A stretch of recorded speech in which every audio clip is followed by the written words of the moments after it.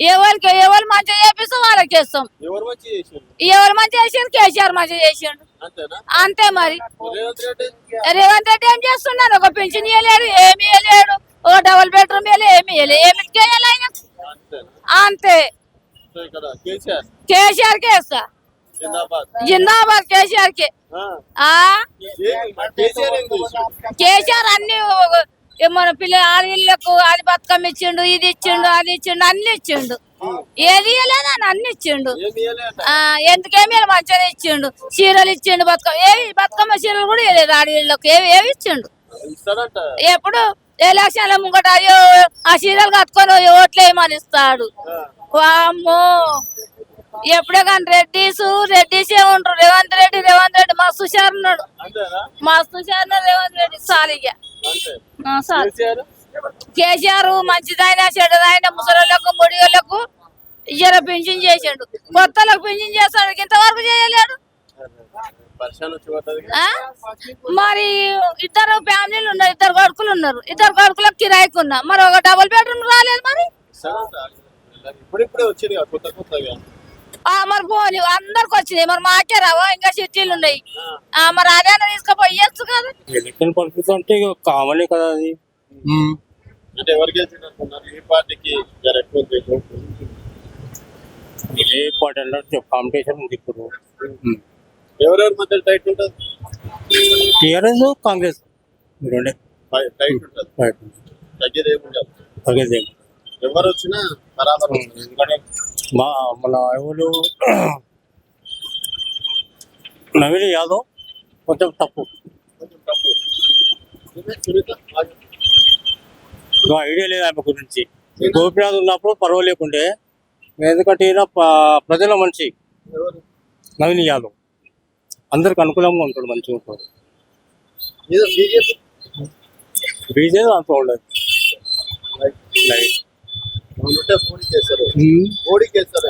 ఎట్లుందన్న పరిస్థితి ఇప్పుడు elections?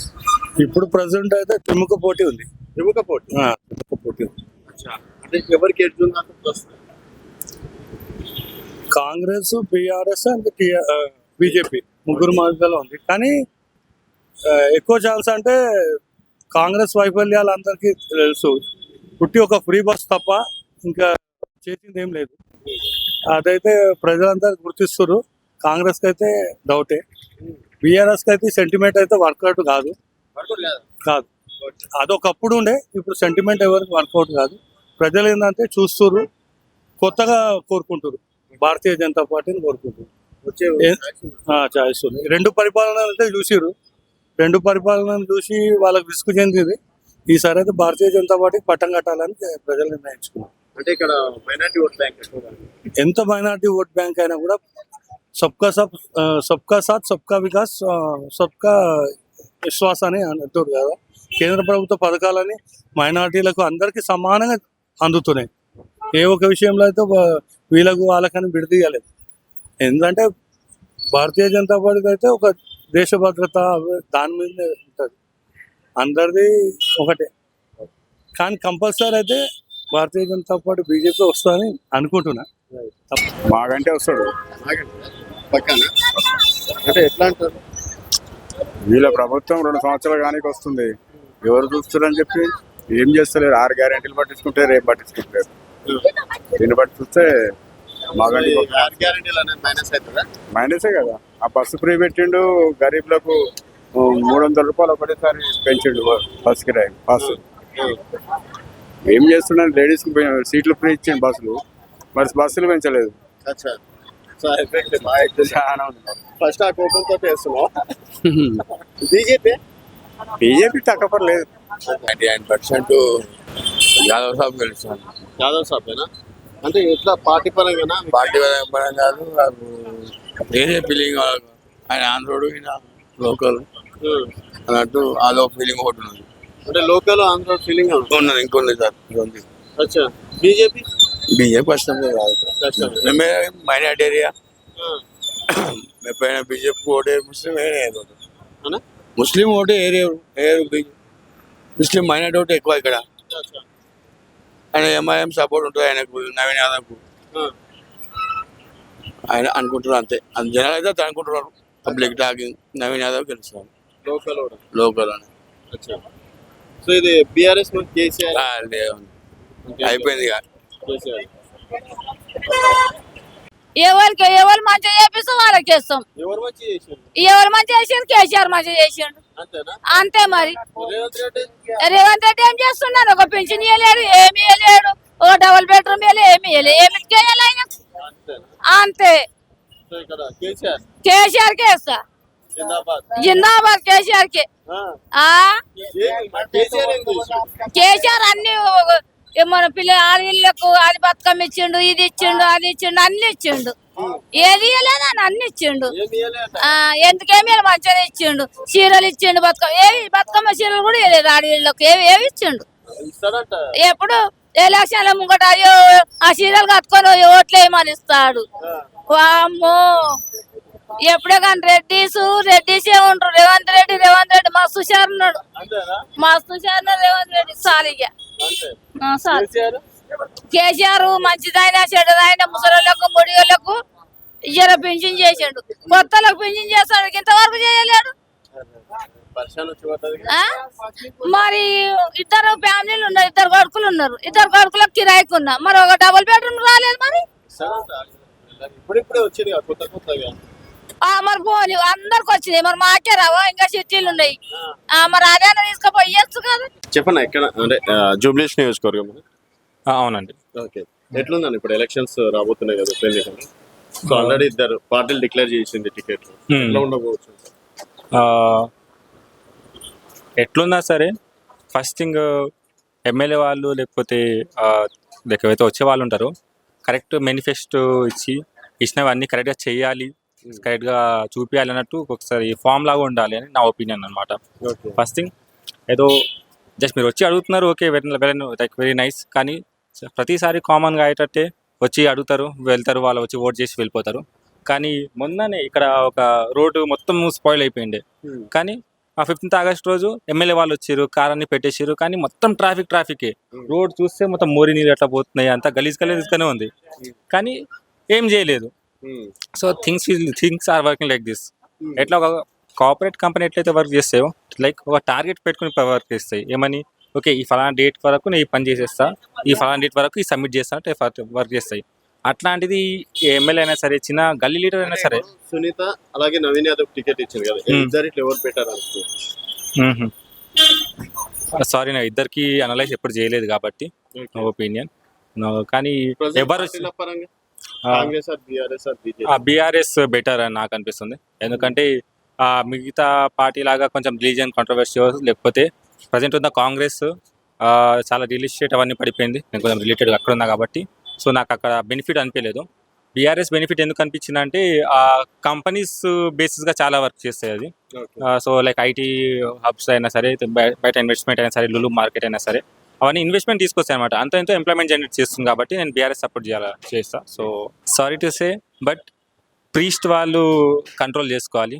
Religion base పైన ఓట్స్ తీసుకోవడం కరెక్ట్ కాదు. అండ్ ఎవరైతే రిలీజన్ పైన వస్తున్నారో వాళ్ళకి ఇవ్వకండి, ఎవరైతే ఓన్లీ స్పెసిఫిక్ థింగ్స్ పైన వస్తున్నారో వాళ్ళకి ఇవ్వకండి. అది బీఆర్ఎస్ అయినా కాంగ్రెస్ అయినా ఎవరైనా సరే. నవీన్ యాదవ్ ఇక్కడ లోకల్ కాబట్టి అన్నగారికి పక్కా గెలుస్తారు. యూత్ కదా అన్న, ఇక్కడ రెండోసారి పోటీ చేయడం కదా, అన్నకు ఎక్కువ అవకాశం ఉంటే అన్నకు నవీన్ అన్నగారికి ఓటు చేయడం జరుగుతుంది. చాలా మంది పబ్లిక్ కూడా ఆయనకే సపోర్ట్ చేస్తున్నారు. ఇప్పుడు గోపీనాథ్ ఉండే కదా, భార్య కూడా నిలబడుతుంది, వాళ్ళ భార్యకి ఛాయిస్ ఉంటుంది. అది మామూలుగా ఆమెగా 50% వస్తాయి, అన్నగా 80% పడతాయి. అచ్చా 50% 80%. బీజేపీ ఏమైనా కాంపిటీషన్ ఇస్తుంది? బీజేపీ అంటే లోకల్ గా వాళ్ళు కూడా మామూలుగా 30% 40% వాళ్ళు కూడా పడతారు. So 80% Congress, 50% BRS, 30% BJP. ఈయన కూడా మంచి పనులే చేసిండు, చెడ్డ పనులు చేస్తలేడు అని అంటలేము. రేవంత్ రెడ్డి కూడా మంచిగా చేస్తున్నా అని చెప్తున్నాడు టీవీలో, కానీ చేసేదాకా తెలియదు ఇప్పటికైతే. మళ్ళా కేసీఆర్ అయితే అన్ని చేసిండు, అందరు ఆధారపడ్డాడు ఆయన మీద. చెడ్డోళ్ళు అందరూ పడ్డారు. ఇంకా ఇప్పుడు ఆయన లెక్క ఈయన కూడా చేసుకుంటే వస్తాడు, ఈయన కూడా ఒక దేవుడి లెక్క కొలుస్తాడు. అంతేనా కాదా? ప్రజలకు ఉండేది గదే. ఇంకా అవి అన్ని నాకు తెలియదు నాన్న, అంతే. ఈ రెండే తెలుసు, కారు గుర్తు, ఈ రెండే. అన్నం ఎవరు పెడితే వాళ్ళకే కొలుచుకుంటామంటాం, కానీ అన్నం కాకుండా సున్నం అంటే ఇంకా సున్నం చూపించాల్సిందే. ఏనా ఇప్పుడు అనుకునేది సున్నమే ఓటు పెడతారు. ఇప్పుడు అనుకునే వాళ్ళు ఎట్లా అంటున్నారంటే మనమని కాదు, ప్రతి ఒక్కరు ప్రజలు ఎవరు మంచి చేస్తే వాళ్ళనే ఎన్నుకోవాలి మనం. అంతే. అంతే, మనకు దేవుళ్ళలాగా ఆయనని ఎన్నుకోవాలి. ఈ వయసు మీనబడ్డ వాళ్ళు, మా మధ్య తరగతి వాళ్ళు, వీళ్ళు అంతా ఓకే. ఏనా మంచి చెడు రెండే చూస్తారు ఇప్పుడు. कांग्रेस से आया तो अच्छा रहेगा। अच्छा. कैसे कांग्रेस? गरीबों को अच्छा दे, गरीब लोग को अच्छा देगा, हैंडीकैप लोग को अच्छा देगा, बेवा औरतों को अच्छा देगा। अपना दर्द समझाओ, गरीब का दर्द अपना दर्द है बोल के समझा अच्छा. होता है। तो नवीन यादव जीते. अंजित जीता तो मेरे को ऑलरेडी बोल दिया नवीन यादव, मैं भी हैंडीकैप हूँ, तुम्हें को पिंजन करा तो मुझे मेरे को ऑलरेडी बोल दिया नवीन यादव। अच्छा अच्छा. ऑलरेडी जुबली हिल्स में कौन सा पार्टी जीतने को मौका అవకాశం ఉందా? అవకాశం ఉంది? టిఆర్ఎస్ గెలుస్తుంది. టీఆర్ఎస్. సునీత మాఖండి వస్తుంది, గ్యారంటీ చెప్తున్నా. ఇంకా ఇప్పుడు దాకా పింఛన్ లేదు, ఏం లేదు. భార్య ఉండే చచ్చిపోయింది, ఇంకొకరికి రామంటే వస్తే లేదు. ఏం చేయాలి చెప్పండి. రేవంత్ రెడ్డి నవీన్ యాదవ్ ఇచ్చింది టికెట్. ఇచ్చినారు, వాళ్ళ అదృష్టం ఎట్లా ఉంటుందో ఆ టైం. దేవుడు రోజుకి అదృష్టం మారుతూ ఉంటాం, పొద్దున్న లేస్తేనే రాస్తాడు. అది ఆ టైంకి ఎట్లా వస్తుందో చూసి చెప్పగలం అంతానే, ఇంకా ఏం లేదు. ఇప్పుడు వరకు అయితే ఇప్పుడు వరకు ఈ ప్రభుత్వం బాగలేదు నాన్న. ఈ ప్రభుత్వం నా లైన్లు ఉన్నాయి, అన్ని మొత్తం ఇవి అయిపోయింది. ఫస్ట్ 28కి అడిగినారు, ఇప్పుడు 16కి ఎవరు వస్తే లేరు. ఇంత వేస్ట్ వేస్ట్. సో కేసీఆర్ ఉన్నప్పుడు అంత ఇంకా బెటర్. బాగుంటాయి. ఆడు అప్పు చేస్తుండే, ఏమన్నా చేస్తుండే, ఫామ్ హౌస్ లో కూర్చొని తాకుతుండే, కోళ్ళు దుంటుండే, కానీ ఆడు మంచోడు. కేసీఆర్ వస్తే బాగుంటది. కేసీఆర్ కారు గుర్తు ఇప్పుడు ఆయన రేవంత్ రెడ్డి ఉంటారు కదా ఉన్నాడు, మరి. మరి ఆయన అన్ని చేస్తానా ఏం చేయలే కదా. అచ్చా. కేసీఆర్ ఏం చేసి నేను ఏం చేస్తాను ఇక ఏదో ఇంత ఆదనం పెట్టిండు గరీబ్ వాళ్ళకు, మా సోటలకు. అది ఏదో అంతే. దేవుని దయ ఎవరైనా వస్తారు కదా వాళ్ళు. అవును. మరి పువ్వు గుర్తు పువ్వు గుర్తు కూడా బానే ఉంది, కానీ వస్తే కేసీఆర్ అన్న పువ్వు గుర్తు రావాలంటాం. రేవంత్ రెడ్డి వచ్చినా కానీ బానే ఉంటది, కానీ ఏం చేస్తా అది చేస్తా ఇది చేస్తాడు, ఏం చేయలే కదా. మరి ఏమో ఇప్పుడు గెలిపిస్తే అన్ని చేస్తా అంటున్నాడు. ఇప్పుడా అప్పుడు పిల్లలకు 2500 ఇస్తాము, 500కు గ్యాస్ ఇస్తాము, మళ్ళా గరీబ్ వాళ్ళకు 4000 రూపాయల పింఛన్ ఇస్తాం. అవన్నీ అన్నాడు లేదా? మరి ఇవి ఇస్తలేడు కదా. సో కేసీఆర్ పార్టీ బెటర్ అంటాం అనుకుంటున్నాం, అనుకుంటున్నారు. కానీ భగవంతుని దయ అంతే. అంతే. మరి ఎవరు వచ్చినా మంచిదే, కానీ ఏదో గరీబులకు ఇంత సాయం చేయాలి అంతే. ఏమో అప్పటికి ఎట్లయితుందో. అరే ఒకటి ఉంటదిగా ఇలా కేసే బాగుంటదని. మీ దగ్గర ఏం మాట్లాడుకుంటుంది? ఏమో ఏం మాట్లాడుతారో ఎక్కడనో తెలుస్తలేదు. ఇంకా ఇక ఓపెన్ అయినాయి అంటే ఓపెన్ అయినాయి ఆల్రెడీ.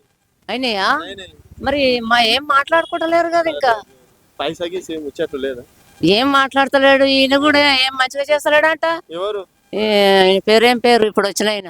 రేవంత్ రెడ్డి. రేవంత్ రెడ్డి బాగానే చేస్తున్నాడు. ఏం చేస్తున్నాడు? 5,000 పింఛన్ ఇస్తారా అనగానే 4,000 అన్నాడు కదా. మరి 4,000 ఇయ్యాలి కదా ఆయన. మరి ఏమిస్తున్నాడు? అంతేనా? కేసీఆర్ ఉన్నప్పుడు ఎట్లుండే? కేసీఆర్ ఇచ్చినప్పుడు ఆయన చెప్పిండు, నాయమే చెప్పిండు. ఎవరైతే ఆయన అంతే, ఈయన అంతే. ఆయన చెప్పిండు, నేను గెలిస్తే నేను సంవత్సరానికి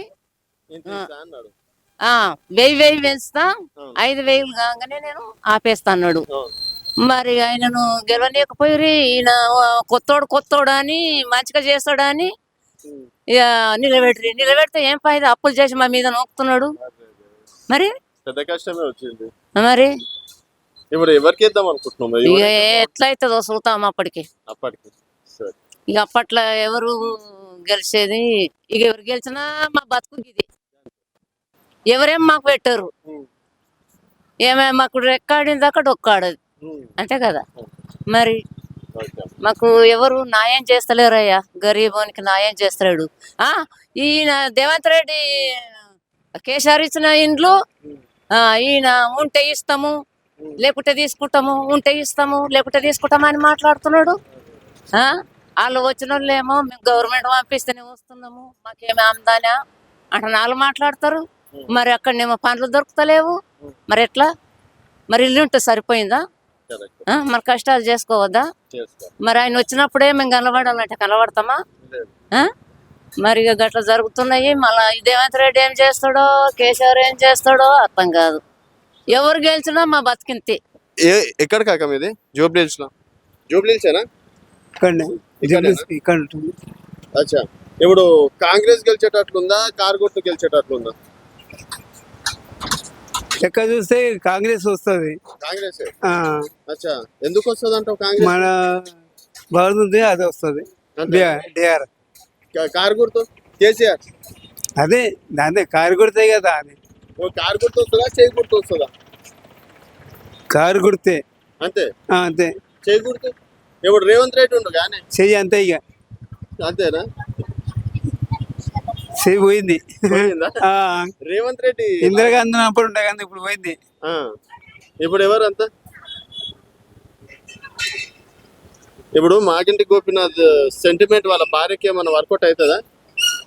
కారే కారే ఏదన్నా కేసీఆర్. ఏం నమ్మకం లేదు, అదొక్కటే. కేసీఆర్. ఎవరు?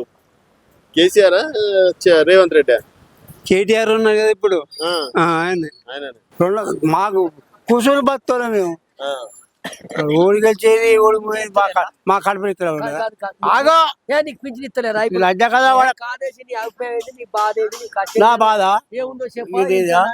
ఒకటి ఎవరు పిపిని ఇచ్చేది అంటే కేసీఆర్ ఇచ్చాడు మాకు. పిపిని కేసీఆర్తో ఓటు కేసీఆర్ ఇచ్చిండు, కేసీఆర్ ఇచ్చిండు. దాంతోనే బతున్నారు. పావులు వేరే ఏదో దాబామని బతుకుంటున్నాం. ఇప్పుడు రేవంత్ రెడ్డి. రేవంత్ రెడ్డి ఒకటా చిన్నదా? నిండియాలు వచ్చిండు, కూర్చున్నాడు. మాకు సరిగా పిప్పిలు సరిగా ఇస్తలేడు, తప్పదు లేదు. అంతే. నేను మాట్లాడతా గట్టిగా. ఇప్పుడు ఎన్నికలు వస్తాయి. ఎన్నికలు వచ్చినా లేదు, ఏది వచ్చినా లేదు. ఏమి ఇస్తాడు? ఎన్నికలు వచ్చాయనే. ఇప్పుడు ఎలక్షన్స్ వస్తున్నాయి కదా అంటున్నా. ఏమి ఇస్తాడు మాకు? ఆయన ఇచ్చినప్పుడు అదే అదే పిప్పి పట్టుకొని బతాను. మాకేమో లేదు, ఇచ్చలేదు. మాకు ఇస్తే ఒక ఆకలి అవుతుందా, దూపు అవుతుందా ఇస్తే ఇచ్చిన మాకు వేస్తాం. అంతే. ఆకలి అయితే దూపాయి మా పెద్దమడి స్కూల్ వాళ్ళకి ఇస్తాం. బాగా చేస్తారు. అందరూ ఇక్కడనే కూర్చుంటారు. ఏం చేయాలి? ఎవరు బాగా చేస్తారు? ఎవరు గెలిచినా మా బతుకు మేమే బతా ఇంటి. ఇంకా ఎవరికి ఉన్నది లేదు. దాంతో ఆడలు అందరు తిరిగి వస్తారు ఇంటికి. ఏం లాభం? లాభం ఉందా? ఏమన్నా అయ్యకుండా ముసలోళ్ళకి ఇచ్చినా తలుచుకుందరు కదా. చెప్పు నాన్న. ఎవడే అడిస్తాను అన్నట్టు మన ఇద్దరేడు ఎప్పుడు ఇంకానా? ఇంకా రేవంత్ రెడ్డి ఇంకా గెలిపిస్తాం. ఇళ్ళు కట్టిస్తామని, పొలాలు పట్ట చేస్తామని, అవి ఏంటి లవన్ పట్టాలన్నీ పట్ట చేస్తామని అది చేయకపోయా. ఉత్తరే రాపించకపోయా. ఏమైనా ఏంటి కంప్లీటర్లకు పని చెప్పి పైసలన్నీ ఖర్చు పెట్టి వాళ్ళు బతికిరి ఏరుకుంటే ఈయన బతుకుతాడు. మధ్యాహ్నం మేమేనా చెడిపోయేది? మరి ఇంకేమున్నా చెప్పురి. కేసీఆర్ అప్పుడు కొంత ప్లస్లు ఉన్నాయి. ఈ పార్టీలోనే ఉండడం ఏంటి అది గొప్పన? అన్ని పార్టీలలో మైనస్లు ప్లస్లు ఉంటాయి. దాంట్లో ఉన్నట్టు దీంట్లో ఉంటాయి. తప్పేముంది? కాకపోతే హిందూయిజము పైకి రావాలి అనుకొని ఒక్క కాన్సెప్ట్ మీద హిందూ ధర్మం నిలబడాలి. ఎందుకంటే కాంగ్రెస్ వాళ్ళు ఒకటి చెప్తున్నారు, ముస్లింల ఓట్లతోటే మేము గెలుస్తాం అనేది. ఇది ఎంత మట్టుకు న్యాయము? ముస్లింలు అడగంగానే బొందలు గట్ట శాంక్షన్ చేసారు. మరి హిందువులకు బొందలు కట్టాలి అవసరం లేదా? హిందువులకు ఏ వసతులు అవసరం లేదా? హిందువులు ఏదన్నా అడిగితే ఏదన్నా అంత ఇమీడియట్గా శాంక్షన్ చేయాలి. మరి కాంగ్రెస్ వాళ్ళు బీఆర్ఎస్ వాళ్ళు ఆ దుర్గొల్ల ఓట్ల మీదనే ఆధారపడ్డారు. మరి హిందువులందరూ ఏకమై హిందువులకి ఎందుకు వేయరు? హిందూ ధర్మానికి ఎందుకు వేయరు? మీరు చెప్పండి. ఇప్పుడు దీంట్లో లాజిక్ లేదా? దీంట్లో వాస్తవం లేదా? హిందువులకు కూడా ఓట్లు వేయాలి లేదు. క్యాండిడేట్ సరైన క్యాండిడేటే ఉండాలి. సరైన క్యాండిడేట్ ఉంటేనే గెలవడానికి ఆస్కారం ఉంటుంది. సో ఎందుకంటే 100% అవకాశం ఉంది.